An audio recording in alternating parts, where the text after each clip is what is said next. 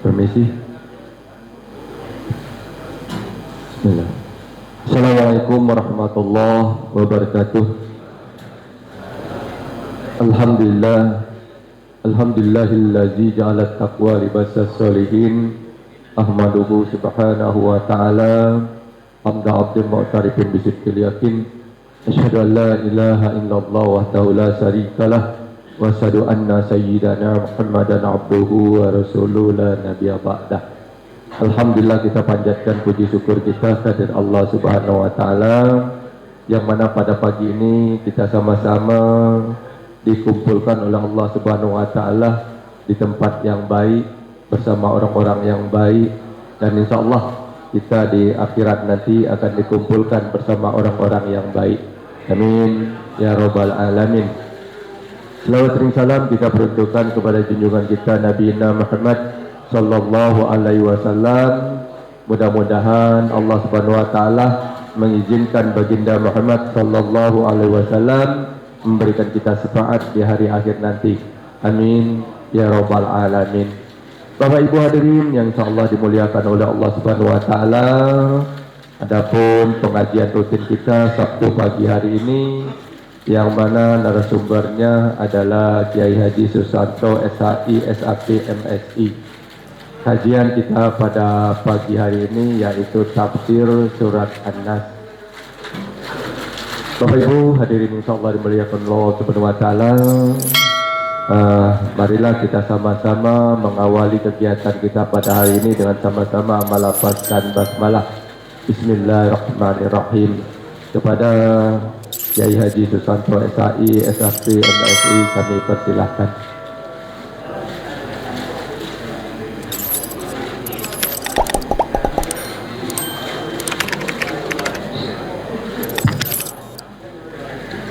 Assalamualaikum warahmatullahi wabarakatuh.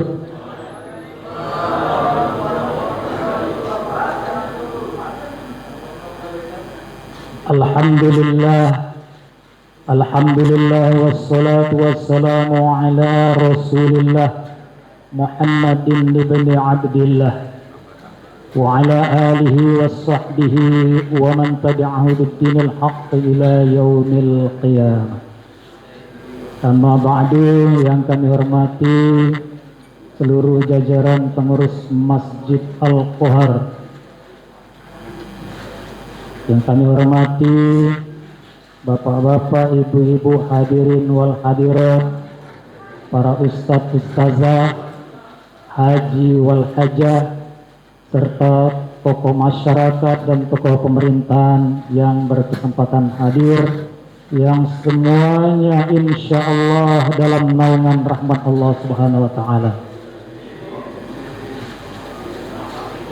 Bersyukur kita kepada Allah dengan rasa syukur yang sebenar-benarnya dan sebesar-besarnya serta sebanyak-banyaknya. Karena dengan nikmat Allah kita masih diberikan kesempatan oleh Allah untuk berkumpul di majelis yang mulia ini, yang paling pokok adalah bersilaturahmi, kemudian mengadakan taklim, yang insya Allah pekerjaan kita ini kalau kita niatnya ikhlas semata-mata karena Allah akan mendapatkan pahala di sisi Allah dan akan menjadi bekal kita di yaumil akhir nanti. Salawat dan salam senantiasa kita mohonkan kehadiran Allah agar senantiasa tercurah kepada junjungan kita Nabi besar Muhammadin sallallahu alaihi wasallam, yang dengan takdir Allah melalui beliau kita telah disampaikan kepada Islam dan iman, dan tentunya kita semua berharap akan istiqomah dalam Islam dan iman kita sampai akhir hayat kita berakhir dengan husnul khotimah. Apa kabar Bapak Ibu? Sehat? Sudah gajian? belum yang belum pensiun. Kalau yang lah pensiun sudah gajian. Pada kajian subuh ini kita akan membahas tafsir surat An-Nas. Nah, ngapa lagi terbalik? Surat Al-Fatihah sudah kita jelaskan tafsirnya dan sudah selesai pada bulan yang lalu. Mudah-mudahan masih melekat di ingatan Bapak Ibu sekalian, sehingga dengan melekatnya tafsir itu di ingatan kita, kita bisa lebih khusyuk ketika kita melaksanakan solat itu. Karena inti daripada solat adalah suratul Fatihah. Saya tidak mengurutkan tafsir menurut urutan di dalam Al-Quran, seharusnya surat Al-Baqarah, Al-Maidah dan seterusnya, tetapi saya ambil ke ujung, ke juz 30, surat yang paling ujung, surat An-Nas. Ngapo kumbe yang paling ujung? Karena juz 30 ini yang paling sering kita gunakan sehari-hari di dalam amalan kita, di dalam solat kita, ini yang paling sering kita gunakan. Karena itu kumbe dari ujung dulu, mengingat sering digunakan dan manfaat-manfaat yang ada di dalamnya yang mudah kita aplikasikan. Bapak Ibu hadirin wal hadirat sekalian, surat An-Nas, surat yang paling ujung, paling akhir di dalam Al-Quran kita, diwahyukan kepada Nabi Muhammad SAW itu bersamaan dengan surat Al-Falaq. Jadi dua surat ini bersamaan. Karena itu para ulama menyebutnya surat Al-Mu'awwizatain, dua surat perlindungan. Surat Al-Falaq duluan disampaikan oleh Jibril ke Nabi Muhammad, baru diurutkan surat An-Nas. Surat Al-Falaq disebut Al-Mu'awwizatul Ula, ayat perlindungan yang pertama. Sedangkan surat An-Nas disebut Al-Mu'awwizatus Saniyah, surat perlindungan yang kedua. Dua-dua ini biasa dibacakan oleh Nabi serentak. Adapun sebab atau asbabun nuzul surat ini ada berbagai macam pendapat, berbagai macam versi di dalam hadis, namun yang paling masyhur adalah karena pada saat itu Nabi kita Muhammad SAW sakit, dan sakitnya ini kena sihir atau santet dari seorang sesepuh Arab pada masa itu yang bernama Labid bin Al-Asam. Labid bin Al-Asam ini orang Yahudi yang merupakan tokoh tua di Arab dan terkenal dedengkotnya ahli sihir, ahli santet. Jadi kalau dia lah terkena sihir atau santet, dia bakalan mati lah itu, menurut ukuran pada saat itu.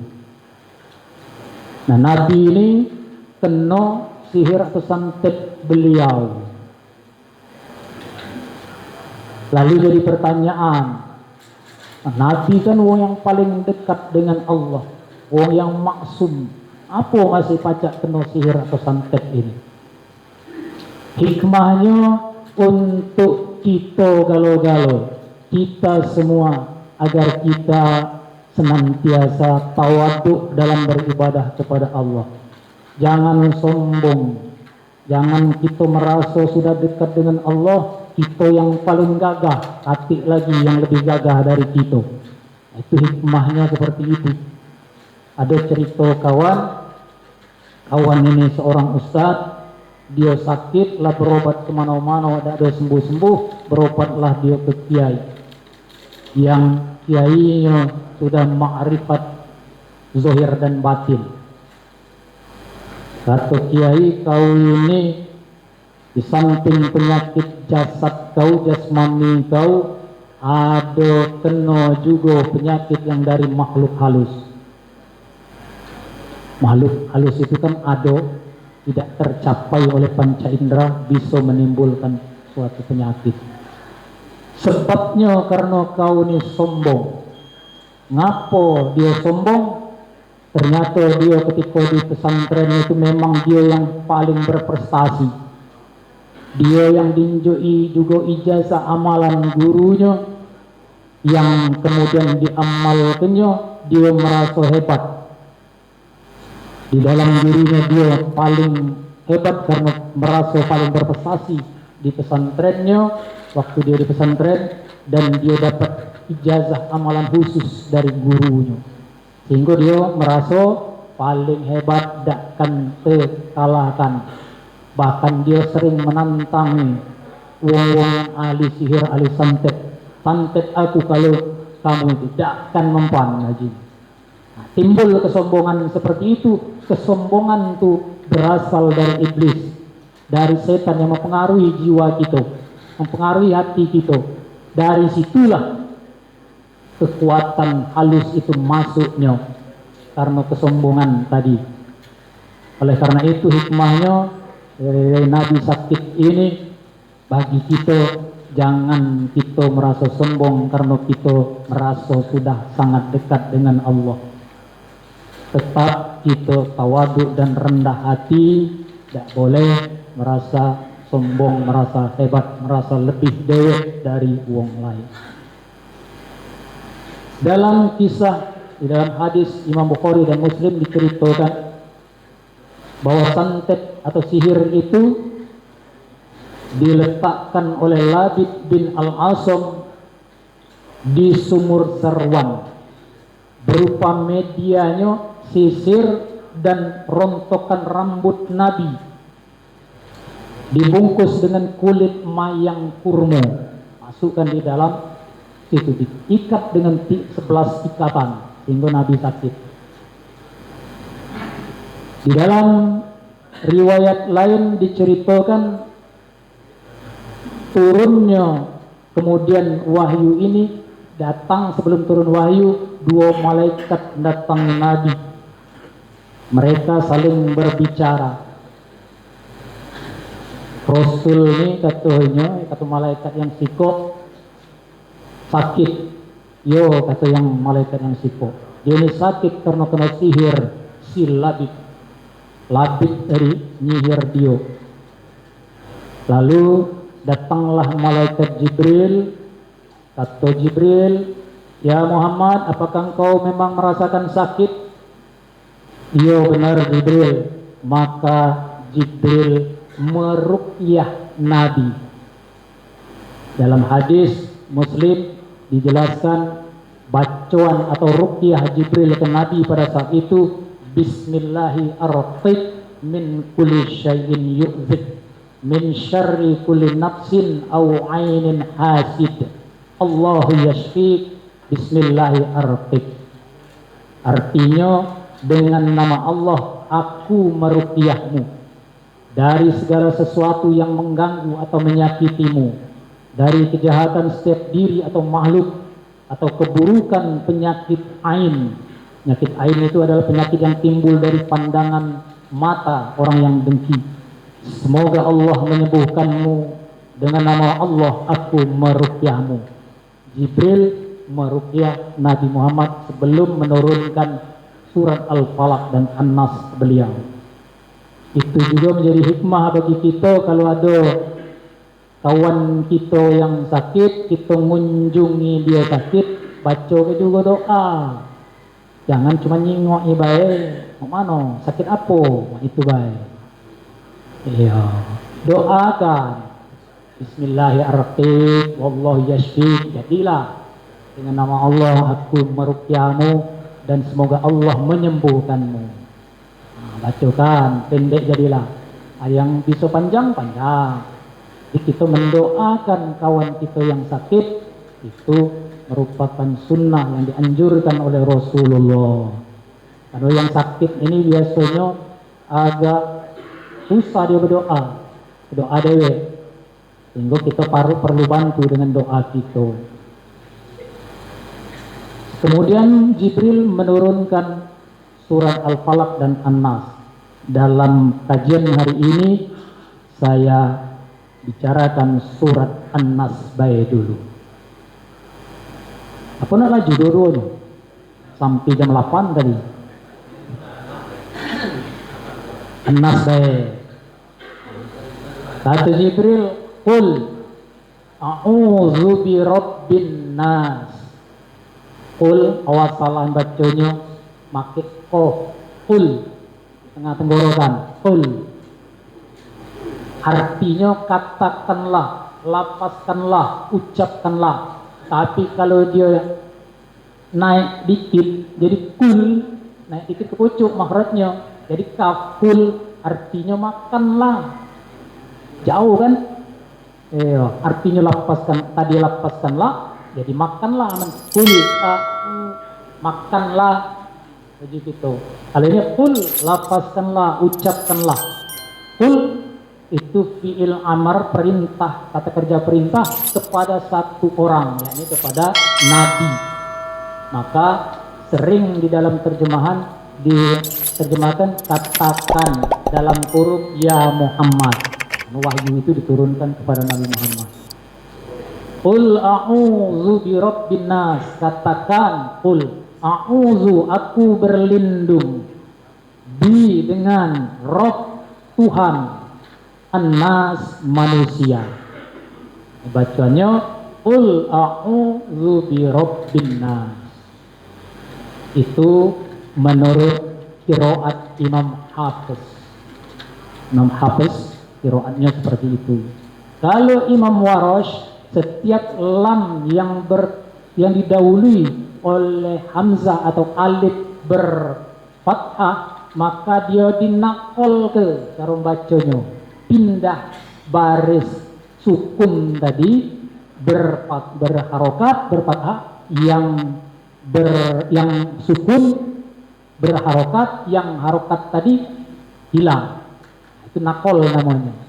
Imam Warash ngucapnya qul a'udzu bi rabbin nas. Kalau kita sekedar pengetahuan deh, kalau kita dengar yang seperti itu mengikuti Imam Warash, berarti dia bacanya tidak salah. Lagi kita salah kan karena kita biasa mengikuti Imam Hafs. Qul itu Imam Hafs. Kalau Imam Warash qul a'udzu bi rabbin nas, itu dinakolkan dalam ilmu tajwid. Ada lagi Imam Ad-Duri, itu karena nas itu di situ ada alif yang namanya alif maksurah di situ. Di dalam rasam Utsmani, tulisan Mazhab Utsmani dituliskan dalam simbolnya alif, tapi di dalam rasam lain hilang alifnya, itu cuman dinjek garis tegak abe. Sehingga lapas Imam Ad-Duri ujungnya itu bacanya bukan nas tapi ne, seperti wadduhi qul a'udzu bi rabbin nas. Ada yang seperti itu. Tidak salah, itu menurut qiraat Imam Ad-Duri. Jangan di sekedar pengetahuan be, yang kita pakai Imam Hafs itulah, karena pada umumnya di Asia ini pakai Imam Hafiz. Ya. Qul tadi katakan perintah untuk melapaskan, perintah dari Allah kepada Rasulullah untuk melapaskan. Apa yang diperintahkan pada kalimat berikutnya, a'udzu bi rabbin nas. Ucapkanlah ya Muhammad, aku berlindung kepada Tuhannya manusia. A'udzu itu minta perlindungan. Bi itu harfun jar, makanya nasnya barisnya bawah, an-nasi barisnya bawah. Kalau disambung dengan ayat berikutnya bacanya qul a'udzu bi rabbin nasi malikin nasi. Itu harfun jar, karena bi adalah harfun jar, kalimat setelahnya harus berbaris kasroh. Salah kalau bacanya qul a'udzu bi rabbin nasa, malikin nasa umpamanya. Nah, jadi qul a'udzu birabbin nasi, ngapa dia jadi nasi baris bawah? Qul a'udzu birabbin nas. Rob sudah kita bahas pada kajian tafsir suratul Fatihah, artinya Tuhan.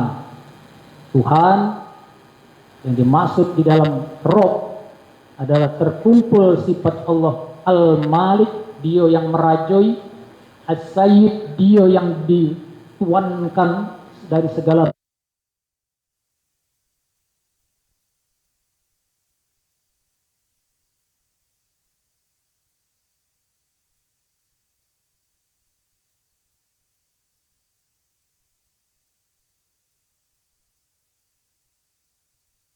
menyembah.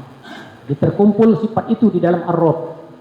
Maka untuk pendeknya kita sering terjemahkan dengan Tuhan. An-Nas, manusia. Dalam beberapa ayat ada digunakan al-insan, ada insun. Itu kalau al-insan atau insun, manusia secara personal. Kalau An-Nas itu manusia sebagai bagian dari komunitas makhluk yang bernama manusia dan di antara makhluk yang lainnya sebagai komunitas, maka digunakan An-Nas.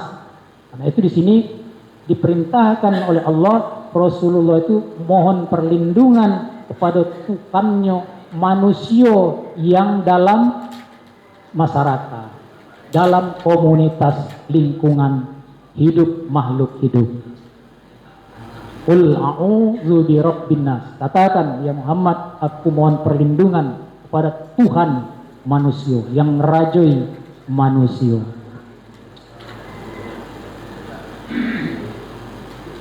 Ngapa disebutkan Rabbin nas, Tuhan manusia baik? Padahal Tuhan itu Rabbil alamin di dalam Al-Fatihah. Tuhan seluruh alam, segala-galanya, seluruh makhluk. Untuk menekankan fokus bahwa kita disuruh mohon perlindungan kepada Tuhan kita manusia, yang Tuhan kita itu merajai seluruh makhluknya, diprioritaskan kepada manusianya. Artinya manusia itu makhluk yang lebih mulia dari makhluk yang lainnya. Malikin nas, barisnya baris bawah, maliki an-nas. Ayat yang berikutnya. Ngapa dia baris bawah? Karena dia merupakan atof bayan dalam ilmu nahwu. Dia merupakan penjelasan dari ayat sebelumnya. Karena ayat sebelumnya dinasabkan kasrah, maka ayat berikutnya merupakan penjelasan sama kedudukannya nasab. Jadi malikin nas artinya raja manusia. Maliki itu sudah kita bahas. Kalau dia panjang maliki, maliki pendek sudah kita bahas pada kajian tafsir Al-Fatihah Maliki Yaumiddin. Tidak saya bahas lagi. Kemudian ayat berikutnya ilahin nas. Ilah artinya sesembahan. Sembahan. Sembahan itu berarti sesuatu yang kita segala-galanya tunduk takluk sepenuhnya. Kita tunduk takluk berarti kita ikuti segala perintahnya, kita jauhi segala apa yang dilarangnya, kita sepenuhnya berserah diri kepada Dia. Itu ilah, arti ilah. Karena Allah itu Dia yang Al-Khaliq, yang sudah menciptakan kita. Dia juga yang Ar-Rabb, yang membina, mengatur, memenuhi, merawat seluruhnya. Maka Dia wajar menjadi ilahul ilah, sembahan dari segala sembahan. Itulah Allah, ilah yang kita maksud di sini. Sembahan manusia. Kemudian ayat yang berikutnya, min syarril waswasil khannas. Min dari syarri artinya kejahatan atau keburukan, al waswas artinya waswas atau bisikan buruk, sedangkan al khannas secara bahasa artinya yang mengintai atau bersembunyi. Nah, al waswas bisikan buruk yakni was-was yang menggoda, bisikan yang menggoda, bisikan buruk yang menggoda kita untuk berbuat buruk. Dia membisiki kita bisikan-bisikan yang buruk. Itu makna al-waswas. Sebagaimana Imam Az-Zajjaj menjelaskan bahwa definisi ini didasarkan pada surat Al-A'raf ayat 20, fawaswasalahuma syaiton, maka seton mewaswaskan, membisikkan dengan bisikan mengajak kepada keburukan, menentang Allah pada keduanya. Keduanya di sini adalah Adam dan Hawa. Ini berkaitan Al-A'raf, cerita Adam dan Hawa ketika dikeluarkan dari surga. Maka segala bisikan buruk, waswas yang mengajak kepada keburukan di dalam hati manusia itu dinamakan al-waswas. Sedangkan al-khannas yang artinya yang mengintai atau bersembunyi. Dia mengamati dari tempat tersembunyi, menghindar, bersembunyi, lari saat dilihat atau disadari keberadaannya, dan dia kembali lagi saat orang lengah. Bahkan dia menyerang orang yang lengah tadi. Jadi al-khannas itu dia mengintai, ngintik kan haji kita, ngintik kan. Aman dia ni lengah, lajukan. Aman dia ni dek dia lengah, kelekudai. Nah, itu al-khannas. Jemaah yang galak ngintik kan itu dia nak berbuat jahat, intik gini. Dia ni ada dek di celahnya, nak ngajung berbuat jahat. Aman ada celahnya, marah dia. Nah itu al-khannas.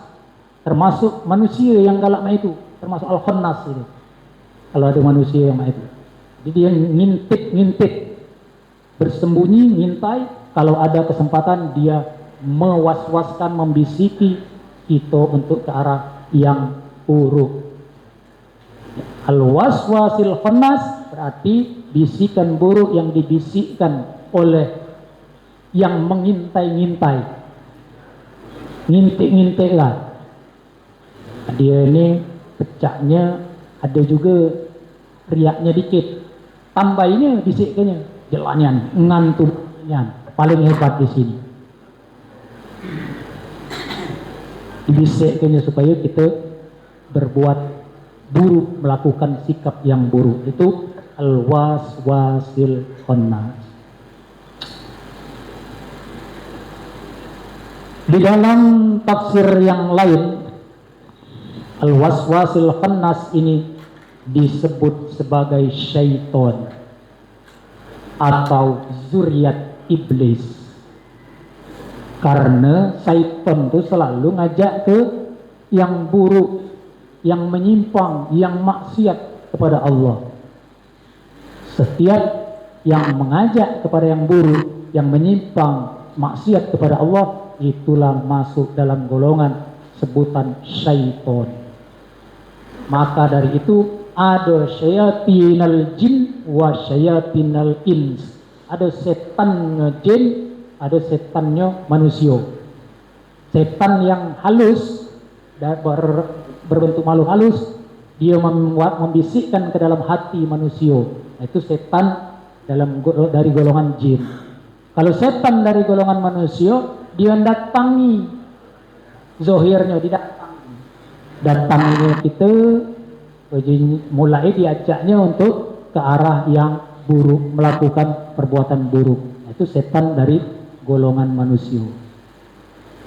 Al-waswasil khannas tadi yang bagaimana diterangkan di dalam ayat berikutnya, allazi yuwaswisu fi sudurin nas.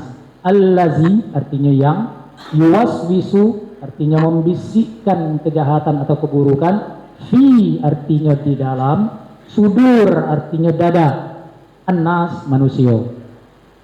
Jadi yang membisik-bisikkan tadi, membisikkan keburukan, dia mengintai sambil mengintai-ngintai, dijelaskan di dalam ayat berikutnya, dialah yang selalu membisikkan ke dalam hati manusia maupun ke dalam diri manusia perkara untuk berbuat buruk atau berbuat jahat di dalam dada manusia ini. dibisik kenyo, diwas-was kenyo. Manusia tadi lah benar umpamanya berbuat, kemudian dijengoknya ada celah adanya untuk nyimpang kenyo, maka dibisik kenyo. Istilah kita dikompot supaya dia menjadi melakukan benar-benar melakukan keburukan itu. Tapi kalau kita siaga, tidak ada dia. Karena dia ini sifatnya mengintai. Kalau mengintai uangnya siaga, ndaknya dia. Oleh karena itulah, untuk supaya kita terhindar dari al-waswasil khannas allazi yuwaswisu fi sudurin nas ni, kita selalu ingat Allah. Cepat-cepat kalau lupa, cepat-cepat ingat Allah supaya kita terhindar dari itu. Karena yang membisikkan ini yang gaib, yang tersembunyi, walaupun dia nyata, tidak tahu kita maksud dia itu sifatnya gaib. Si A manusia marahi kita, bisikkan untuk berbuat jahat. Si A itu memang nyata, tapi apa yang ada di balik bisikannya itulah gaib, tidak tahu kita. Entah dia muji kita, tujuannya jerumuskan kita. Itu berarti perkara yang gaib yang harus kita mohon perlindungan kepada yang maha gaib, yakni Allah Subhanahu wa taala, supaya terhindar dari bisikan-bisikannya tadi. Imam Qatadah menjelaskan bahwa syaitan itu punya moncong yang menusuk ke dalam dada manusia.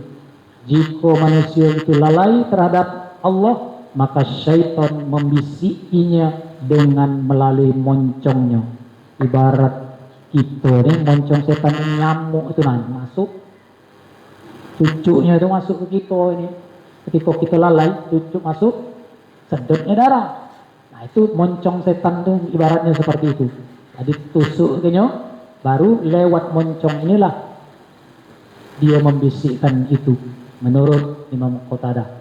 Sedangkan menurut Muqatil, dia menjelaskan bahwa setan masuk ke dalam tubuh manusia mengalir seperti mengalirnya darah manusia, dan bisikannya halus tersembunyi di dalam hati manusia agar manusia mengikuti apa yang dibisiknya tadi. Ini sebenarnya prinsipnya sama baik, karena ketika membisikkan melalui alat sarananya tadi, moncongnya, yang ini tadi lewat saluran darah, masih lewat darah juga. Bisikkannya ke dalam hati manusia. Yang tadi manusia terus dibisiknya sehingga dia berbelok kepada jalan yang tidak lurus lagi. Ayat berikutnya, minal jinnati wan nas. Jadi yang selalu membisikkan tadi, kita mohon perlindungan kepada Allah dari yang selalu membisikkan tadi, membisikkan keburukan dari golongan jin dan manusia. Min dari al-jinnah golongan jin, wa dan an-nas artinya manusia. Dari golongan jin dan manusia. Itulah tadi dijelaskan bahwa setan itu syaitonul jin wa syaitanul ins. Setan dari golongan jin dan setan dari golongan manusia.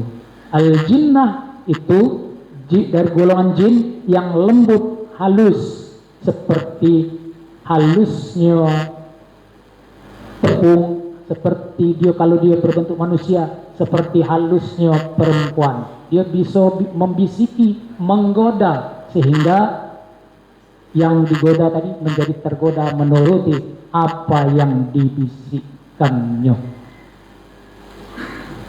Itu sebabnya ngapa Allah kemudian memerintahkan kita melalui surat An-Nas ini yang diwahyukan kepada Nabi Muhammad agar kita mengucapkan, memohon perlindungan kepada Allah Subhanahu wa taala, yakni Tuhannya manusia, rajanya manusia, sembahannya manusia tadi, dari hal-hal yang membisikkan. Karena setiap kejahatan berasal dari hati yang dibisikkan, dibelokkan. Tadinya lurus bisa menjadi bengkok karena bisikan ini.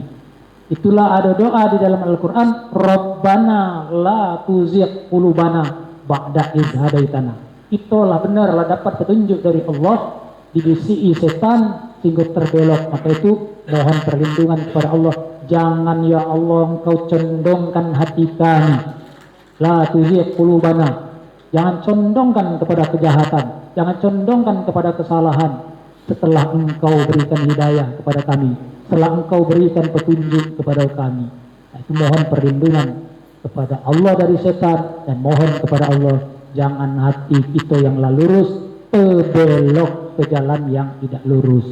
Banyak hal yang terjadi, umpamanya niat kita yang pertama awalnya ikhlas dibisiki oleh bisikan-bisikan sehingga menjadi tidak ikhlas, maka percuma sia-sia amal kita yang ikhlas tadi di tengah jalannya menjadi tidak ikhlas.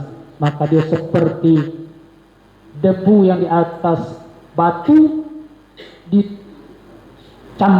oleh hujan, habis, tidak ada bekas. Jangan sampai kita seperti itu. Itu saja mengenai tafsir surat An-Nas yang saya ringkas pada pagi hari ini. Kalau nak kubacakan dengan dalil-dalilnya, ada berapa halamannya. Jadi kita ringkas seperti itu. Sampai di sini kalau ada yang nak ditanyakan sehubungan dengan penjelasan aku ini, mungkin ada yang kurang jelas. No, kadang-kadang menurut kita lah jelas, tidak jelas. Atau ada mungkin penafsiran yang lain. Nah, seperti itu. Nah, ya, sama-sama kita dengar, bisa baik persepsi kita beda. Kami persilakan sebelum kami tutup kajian ini, untuk bapak-bapak maupun ibu-ibu, kalau ada yang nak ditanyakan, silakan. Silakan Bapak Ibu yang ingin nanya masalah tafsir surat An-Nas.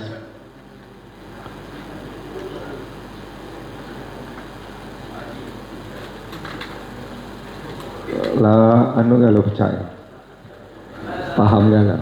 Ya silakan.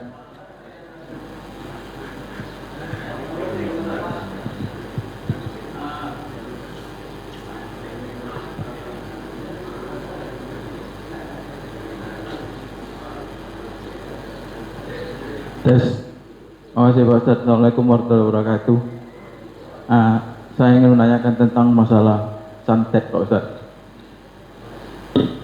Bisa tak terkadang santet ini Pak Ustadz bukan dalam artian bentuk-bentuk wong jerit-jerit Pak Ustadz, dalam bentuk penyakit. Bisa tak membedakannya Pak? Dibedakan Pak Ustadz. Ini kena santet, ini penyakit. Makasih. Assalamualaikum warahmatullahi wabarakatuh. Assalamualaikum warahmatullahi wabarakatuh. Terpaksa didatangkan ahli santet. Kita sehubungan dengan Al-Falaq dan An-Nas ini, Rasulullah ketika sakit itu badannya panas, tidak sembuh-sembuh beberapa hari. Di dalam satu riwayat, ada yang riwayat lain menyebutkan sampai sebulan. Ketika sakit, Rasulullah itu sering merasa sudah mendatangi para istrinya, padahal belum. Jadi tidak sesuai dengan apa yang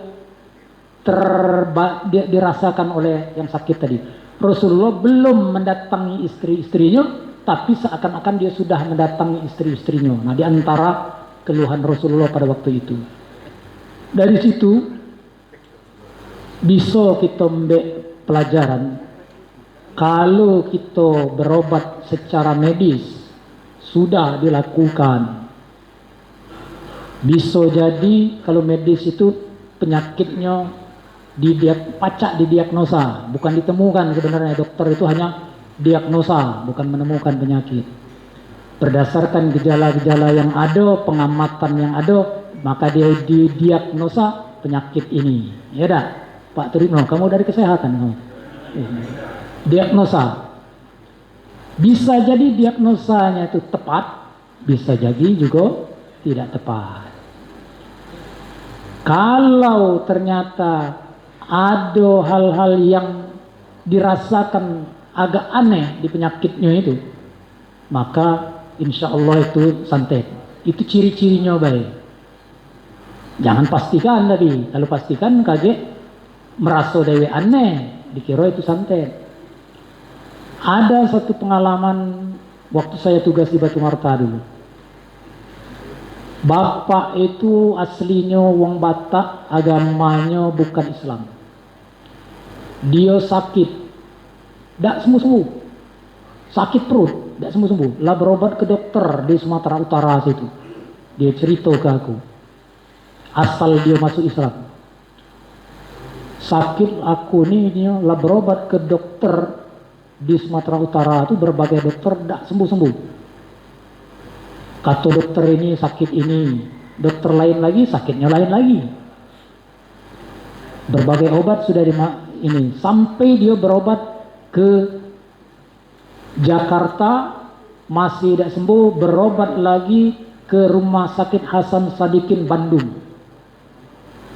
Di Bandung itu ditemukan menurut cerita dia ada segumpalan pasir di dalam perutnya ini, antara perut dengan dekat hati dia. Ketika diperiksa, di scanning, ada semacam gumpalan pasir seperti itu. Ketemu, tapi diobati tidak pernah sembuh untuk menghancurkan gumpalan pasirnya tadi. Akhirnya katanya ada seseorang yang kebetulan keluarganya sakit, mengunjungi keluarganya yang sedang sakit itu, ketemulah dengan dia, disarankannya dia berobat ke pesantren Suryalaya. Suryalaya itu di Tasikmalaya. Waktu itu masih dipimpin oleh Kiai Haji Ahmad Sohibul Wafa Tajul Arifin, yang dikenal sebagai Abah Anom. Waktu berobat di sana, dia tidak disuruh masuk Islam, tapi dia disuruh untuk ikut di dalam halaqah zikir beliau. Ikuti walaupun dia tidak Islam, halaqah zikirnya diikuti. Setelah mengikuti beberapa kali halaqah zikir beliau itu, hilang penyakitnya ini tadi. Diperiksa lagi di Rumah Hasan Sadikin, tidak katik lagi yang gumpalan pasir ini tadi. Dari situ baru dia masuk Islam, cerita dia. Nah, berarti kan penyakit berupa penyakit yang tampak terdeteksi oleh alat, tapi tidak bisa diobati. Ada yang seperti itu. Ada yang tidak terdeteksi sama sekali. Berobat ke dokter A, dokter B masih tidak ketemu. Ternyata ketika berobat ke kiai sembuh. Obatnya kadang ramuan herbal dan didoakan. Tapi pada intinya kalau kita berobat, jangan kita yakin dengan orang yang mengobati, jangan kita yakin dengan obatnya. Kita yakin dengan Allah yang akan menyembuhkan kita, menemukan obat itu melalui dokter A. Itu keyakinan kita harusnya seperti itu. Kita tidak boleh, dokter itu patennya pasti harus sembuh penyakit. Nah ini sudah syirik kita seperti itu. Walaupun dia dokter punya basic ilmiah. Apalagi kedukun, basic ilmiahnya kate. Dokter bisa menyebabkan syirik. Makan obat itu bisa menyebabkan syirik kalau kita berkeyakinan obat ini yang menyembuhkan. Aku sakit perut, obat ini pasti sembuh, uji kita. Nah, yang seperti itu syirik juga, karena berkeyakinan obat yang menyembuhkannya. Kenapa? Itulah sebabnya ngapa Rasulullah ngajarkan ke kita ketika kita minum obat, Allahumma rabban nas azhibil ba'sa ishfi anta syafi la shifa'a illa shifa'uka shifa'an la yughadiru saqam. Ya Allah, Tuhan manusia yang merajai, mengatur segala manusia. Kita berdoa kepada Allah seperti itu. ketika nak minum obat, supaya kita keyakinan kita itu bahwa Allah yang menyembuhkan melalui obat ini. Obat yang sama digunakan di penyakit yang sama belum tentu sembuh. Yakin tak kamu? Ada sama-sama malaria, Pak Yusran minum pil kinai, pil kina maksudnya, sembuh dia. Aku makan ke pula pil kina, tidak sembuh aku. Kenapa pecah itu? Padahal sama penyakitnya. Itu menunjukkan Allah sebenarnya yang menyembuhkan. Maka kita keyakinan kita harus Allah yang menyembuhkan penyakit kita nih. Obat itu perantaranya baik. Bahkan air putih pun kalau Allah menghendaki bisa menyembuhkan. Cuma nak nengok wongnya yang pakai air putih ini tadi. Ya. Jangan sembarangan juga. Jadi keyakinan kita supaya tidak syirik tadi seperti itu.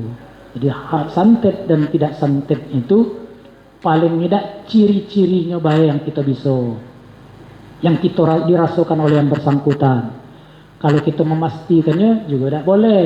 Kalau kita memastikannya, bisa juga kita menjadi terjerumus kepada kesesatan juga. Mak itu pula kalau kita boleh tak berobatnya ke dukun?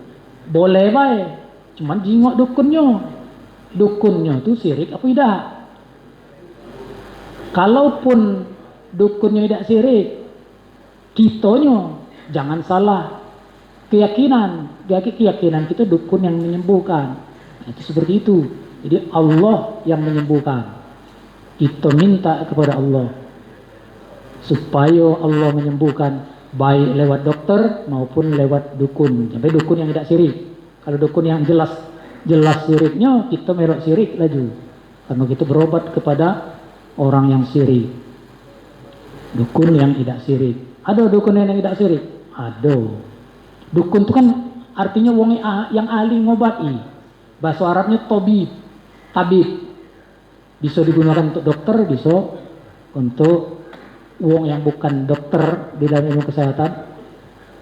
Bukan dokter tapi dia pacak pengobatan, mengobati dari meracik bahan daun anu, akar anu, ini untuk fungsinya, untuk obatnya. Nah itu seperti itu. Itu dukun juga. Dukun dalam istilah yang positif. Saya kira itu saja Pak Turipno. Masih Turipno kan? Masih.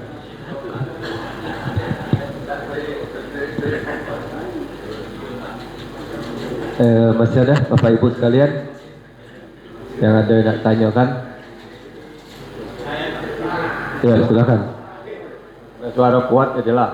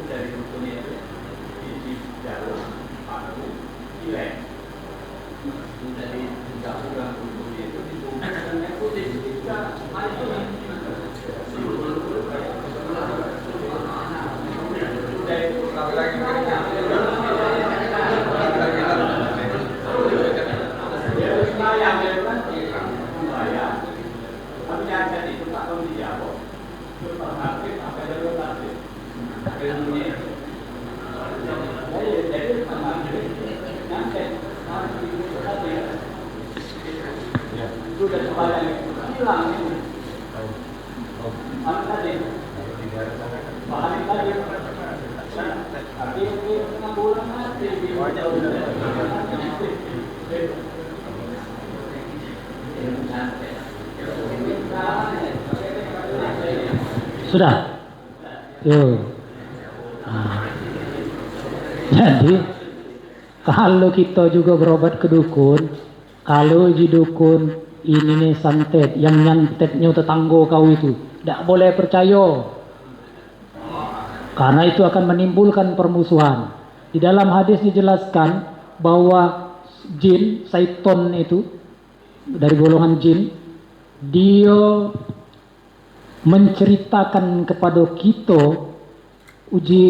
ada sahabat yang nanya, tapi benar ya Rasulullah? Benar, yang dikatakannya kebetulan yang benar. Karena tapi di balik kebenaran itu ada 100 kedustaan, kata Rasulullah. Artinya kita tidak boleh percaya cak itu. Umpamanya dukun tuh ngomong kan, oh ini tetangga sebelah kiri kau yang nyantet nih. Laju kita buruk sangka. Iya, kita juga lah menuhankan dukun itu juga berarti. Kita percaya penuh dengan dukun itu. Tidak boleh kita seperti itu. Maka kita harus berlindung kepada Allah dari kesyirikan. Ya Allah, aku mohon perlindungan kepadamu dari kesyirikan baik yang kecil maupun yang besar. Yang bisa kita yakini sepenuhnya hanya Allah dan Rasulnya. Kalau yang itu kita boleh baik kita percaya mungkin baik ini berasal dari santet, tapi jangan kita percaya berasal dari si A si B nya, supaya tidak ada buruk sangka, permusuhan. Belum tentu, entah kebetulan memang dia nyantet, tapi penyakit itu memanglah nunggu. Kebetulan serentak jalannya seperti itu. Jadi soal kematian itu adalah hak Allah. Segala sesuatu apa yang kita alami untuk kematian kita itu sudah ketentuan Allah. Jangan kita kait-kaitkan dengan itu, karena tidak akan mereka itu memudarati, menjadikan mudarat, menimbulkan mudarat kalau tidak dengan izin Allah. Ini Allah galo yang nentukannya. Itu sebabnya kita harus mohon perlindungan terus kepada Allah.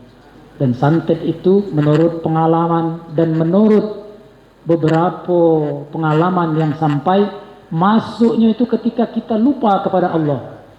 Sama dengan al-waswasil khannas tadi, ngintai-ngintai. Dia dang lengah, serang. Lupa kepada Allah. Karena itu kata Aisyah, kana Rasulullah sallallahu alaihi wasallam yazkurunallaha fi kulli ahyanih.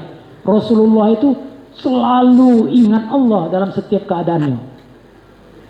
Untuk supaya tidak lupa kepada Allah, kita banyak-banyak nyebut nama Allah kalau terjadi peristiwa. Itu ngapa Rasulullah ngajarkan ketika kita nak makan, baca bismillah, ingat Allah. Bisa bahaya ada sesuatu yang mudarat di dalam makanan. Kita nak tidur disuruh oleh Rasulullah baca dulu bismillah wada'tu jambi Allah, minimal itu, atau yang lain. Bahkan ada juga bacaan yang lain ketika angkat tangan kita baca suratul ayat kursi, suratul fatihah, kemudian surah al-falaq, an-nas, sebuhkan di tangan kita, usapkan di seluruh badan kita yang tampak. Itu salah satu usaha-usaha kita supaya terlindung dari kejahatan setiap makhluk halus. Nak masuk WC, disuruh ada doanya supaya kita terlindung dari setan-setan yang lanang yang betino. Setan itu ada lanang ada betino juga. Setan betino menggoda yang lanang, setan yang lanang menggoda yang betino. Nak melepas pakaian, ada juga disuruh oleh Rasulullah bismillahirrahmanirrahim la ilaha illahu. Kata Rasulullah, kalau baca ini waktu kamu nak melepas pakaian, tertutup mata jin dari mata jin itu untuk memandang kita. Ada dari pandangan itu, itulah penyakit ain masuk. Penyakit yang masuk lewat pandangan jin. Pandangan manusia be pacak jadikan sakit, pacak jadi terpengaruh, hipnotis kan lewat pengaruh mata. Seperti itu. Nah, jadi kita disuruh oleh Rasulullah supaya selalu ingat Allah, supaya kita terbebas dari segala kejahatan. Ngapa Rasulullah selalu ingat Allah? Kita umatnya jangan sampai juga lupa nurut Rasulullah, karena Rasulullah itu teladan. Ketika kita lupa wajar sebagai manusia biasa, tapi cepat-cepat ingat. Ketika ingat, astagfirullah, aku nila lupa dengan Allah. Dengan mengucapkan istighfar baik, itu berarti sudah ingat kepada Allah. Dengan ingat kepada Allah, tercegahlah perbuatan jahat baik yang datang dari diri kita dewek nak berbuat jahat maupun yang datang dari orang lain untuk mempengaruhi kita berbuat jahat. Itu baik aku kira Pak Haji Takuan. Masih ada? Silakan kalau masih ada. Habis. Terima kasih. Bapak Ibu hadirin insyaallah dimuliakan oleh Allah Subhanahu wa taala. Demikianlah pengajian kita pada pagi hari ini. Mudah-mudahan apa yang disampaikan oleh narasumber kita dapat kita pelajari dan menjadi tuntunan dalam kehidupan kita sehari-hari, bahwa yang menyembuhkan itu bukannya obat, tetapi obat adalah pelantara untuk kesembuhan, dan yang menyembuhkan itu adalah Allah Subhanahu wa taala, dan kita berlindung dari gangguan jin dan setan. Terima kasih kepada narasumber, mudah-mudahan ini menjadi ilmu yang barokah untuk kita semua. Mari kita sama-sama mengakhiri kegiatan ini dengan sama-sama melapaskan hamdalah. Alhamdulillahirabbil alamin. Assalamualaikum Muhammad ya Rabbi